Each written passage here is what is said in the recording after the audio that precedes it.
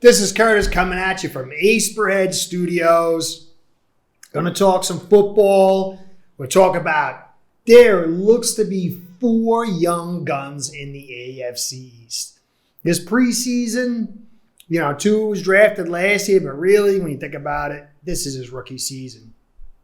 Along with Josh Allen, who's proven himself and looking to prove himself to be even greater this season, there's 3 young guys at quarterback that are showing something more than the average bear. Now, some of you might not agree to a certain extent, but from what I'm seeing, I think you're going to at some point. So, AFC East, in all reality, has been the Patriots division for 20 years. It's a one-horse show.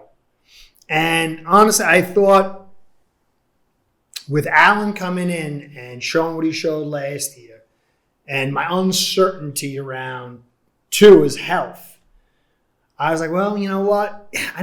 Nothing's going to ever be like New England's dominance for 20 years. But I was like, well, I think the Bills are going to really have a strong pole position. And it's not a knock on Allen. It's not a knock on the Bills in any way, shape, or form. But what I'm seeing from each of the rest of the teams, Jets, New England, and the Dolphins, is smart play, smart team creation, and quality quarterbacks. And it doesn't mean that these teams are going to be elite, but they're going to be dangerous. And that was the problem really with New England, that nobody was a threat to them because they had it all. There wasn't any quarterbacks. There wasn't really quality regimes. And so they just really ran roughshod through the division. And it still might end up being maybe the Bills, having that strong cinch hold on the division. Maybe not, we'll see. But it's not going to be easy like it was with New England. And the fact that this is a passing league, that the league's, says you have to have a quarterback really to thrive unless you're extreme in some other areas. Mac Jones, watch him over these 2 games. People say, Mac Jones. If you watch the tape, and I'm going to do a video on all these rookies, a film study. I'm going to do it on, I call Tua a rookie. I'm going to do a film study of Tua. I'm going to do a film study of Zach Wilson and a film study of Mac Jones and really break down what I'm seeing, why my evaluation is saying there's quality quarterbacks here. Now, I don't see, obviously, any of these quarterbacks reaching Allen's height of talent. I just don't see that. But when we realize that you can have as Dan Marino. Dan Marino was a better quarterback than Jim Kelly, but Jim Kelly had the better team. So it's not always essentially just about how awesome the quarterback is. There's a lot of mitigating factors. It's a team game and all this other stuff. So I do believe that the Dolphins and New England and the Jets can create a team to equal or surpass Allen and his Bills. Not saying it's going to happen for you Bills fans, but this is going to be really competitive. And I'm going to start off with Mac Jones. You watch him in week 1, and you see what you saw in week 1 in week 2. And that's intelligence, like almost ice cold poise, the ability to make snap decisions, get the ball out, follow the framework of the scheme and the play design, and not to make foolish decisions, and add in a few exceptional throws. And when you realize that Brady won his first 2 or 3 Super Bowls, really not being the Brady that we know. It was based around a very stout defense, a good offensive line, solid running of the football, and discipline. And I don't think Mac Jones has elite in him in that sense, but he can reach very high levels with what I'm seeing. And the way the Patriots want to play their football and the way Mac Jones' skill set is, it's hand to glove. And I don't think he's going to start the season. I think they want Cam to do it. I think, Cam, there's a lot of talk about, Cam, he checked down Charlie, all those stuff.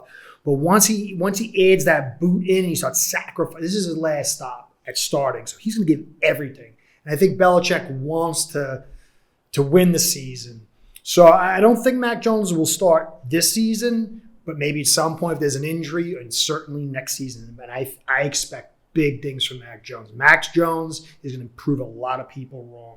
And then there's Zach Wilson. We had limited study on him. We got to see a little bit of what's going on this week, not so much last week.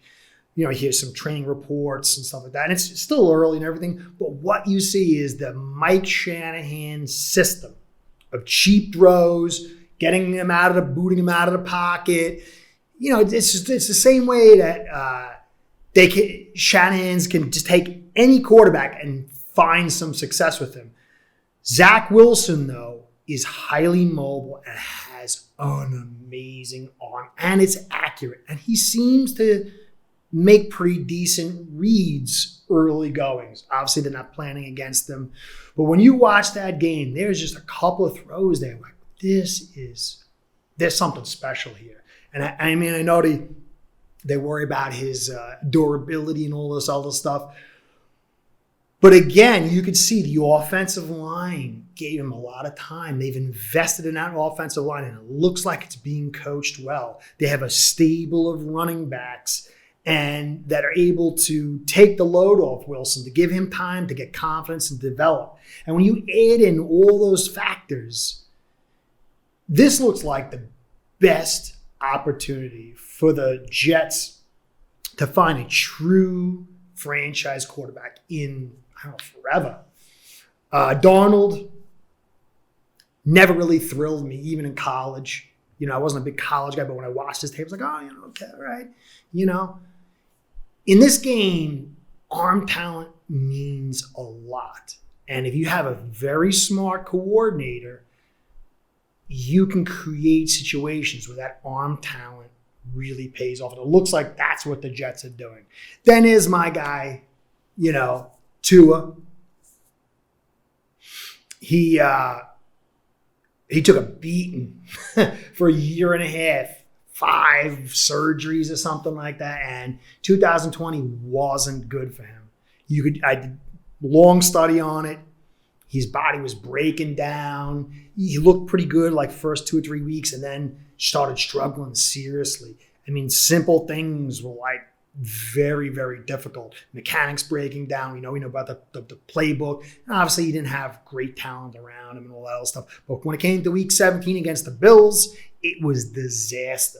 And I just really wasn't sure about how he was going to bounce back. We're talking a hip injury that I don't know if anyone's ever come back from that kind of injury. And week 1 had a lot of seeds that I liked. I wanted to make a video on him. Just didn't have the time because there's so many good things. People focusing on this and that. And in my opinion, they were focused on the wrong things, both good and bad. But I saw a lot of seeds. And then come this week, there was just a lot of confirmation. Still early, like I said, we got to see week 1. But we got to see him calm in the pocket, in a pocket that really was breaking down quite often. More so week 1 than week 2. And that was a big deal because last year, he was nervous Nelly in the pocket.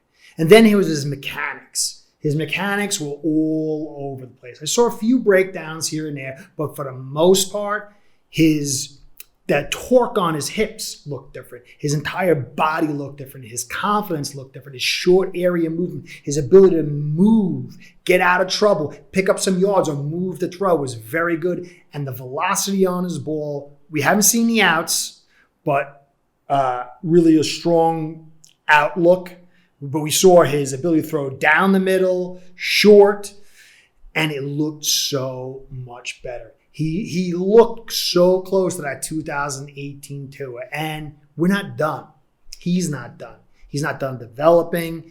So this is a really good sign for all three of these teams. Now, again, I'll say it.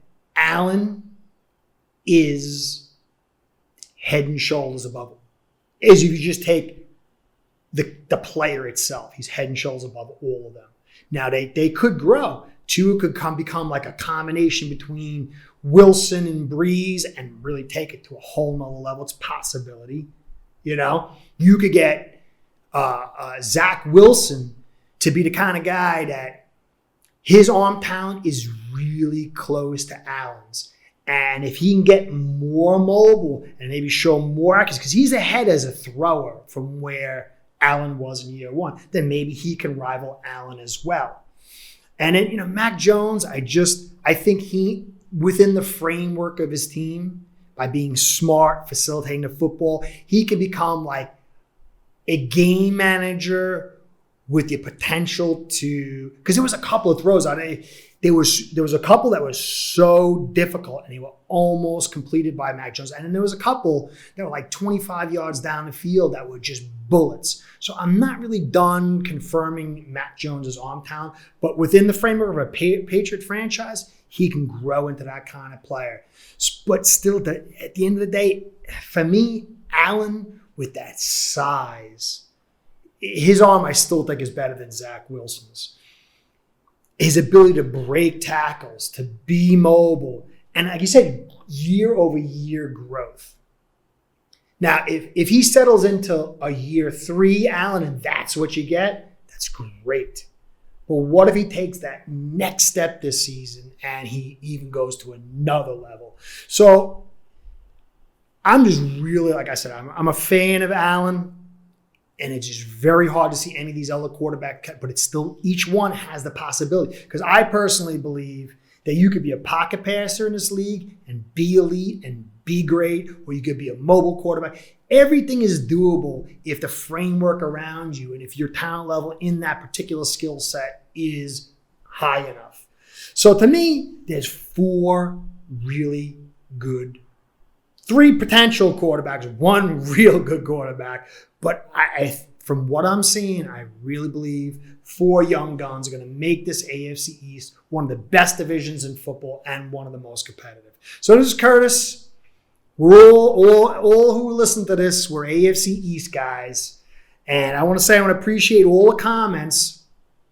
I hear from Jets fans, and they're very nice. I hear from Bills fans, they're very nice. Patriots fans, I enjoy that when people are fans of the game and they talk. I mean, it might change come week 1, you know how it is, but this has been a very, very, very fun forum and community, and I appreciate that. So AFC East, all of us, we're in a fraternity here. Let's hope that our division is an excellent division. We're no longer just kind of like a one-trick pony. So anyway, this is Curtis. Thank you for staying to the end. Please like, comment, and subscribe. Again, love those comments. I want to shout out to Ace Per Head.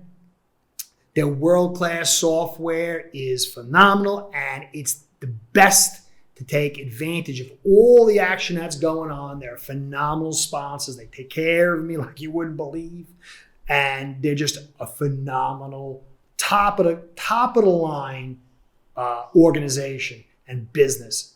I can't recommend them enough. So this is Curtis saying thank you, be well, and catch you next time.